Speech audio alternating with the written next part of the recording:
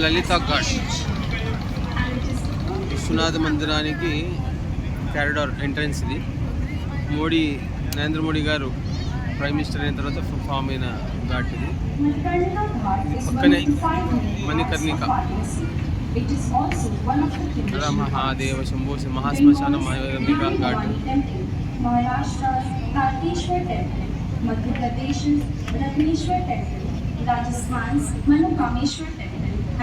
ఏటవాలుగా వాలిన రత్నేశ్వర మందిరం.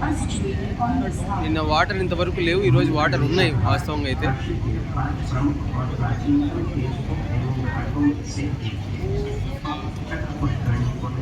Work జరుగుతున్నట్టుంది. JCB ఏదో ఇంకో తీసుకెళ్తుంది.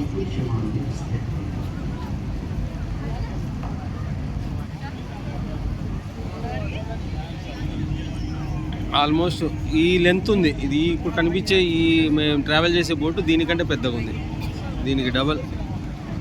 సో అలకనంద బోట్ అది, ఏసీ బోటు చిన్నది. ఆ ముందు వెళ్తున్నది వివేకానంద, మేము ట్రావెల్ చేస్తున్న చిన్న బోట్లు కానీ తీసుకుంటే మ్యాక్స్ టు మ్యాక్స్ ఈ మణికర్ణిక ఘాట్ దాటి ఒక కొద్దిగా వస్తాయి అంతే. ఇప్పుడు ఇది ఉంది కదా, దీని వరకు వస్తాయి.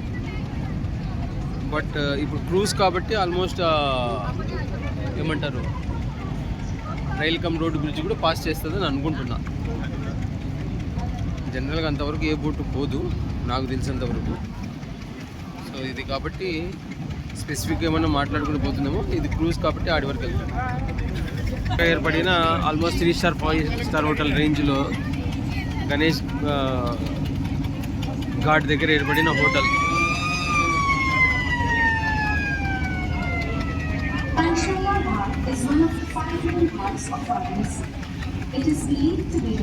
అక్కడ రెడ్డిష్ ఉన్నది పంచగంగా ఘాట్ కనిపిస్తున్నది, ఎదురు కనిపిస్తున్నది. ఆ మసీద్ ఔరంగజేబు కట్టిన మసీద్ అది. యాక్చువల్గా అలీఘర్ మసీద్ ఏదో అంటారు, అదే పంచగంగా ఘాట్. ఇక్కడ 5 గంగలు కలుస్తాయని ఒక ప్రతీది. గంగా స్నానం ఇక్కడ ఎంతో పవిత్రమైనది. నేను చేసాము ఇది యాక్చువల్గా స్నానం. ఈ మెట్లు ఎక్కితేనే పైన కుంతి మాధవ స్వామి, తర్వాత త్రైలింగ స్వామి, దండపాణి ఏమంటారు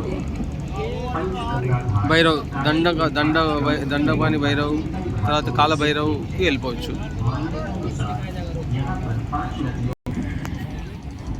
ఈ వాళ్ళదే ఇది ఒక క్రూజు. ఇక్కడ స్టే చేయొచ్చు. సో అక్కడ కనిపిస్తున్న రూమ్స్ అనమాట. Stay cum ride cum trip cum hotel cum cruise everything.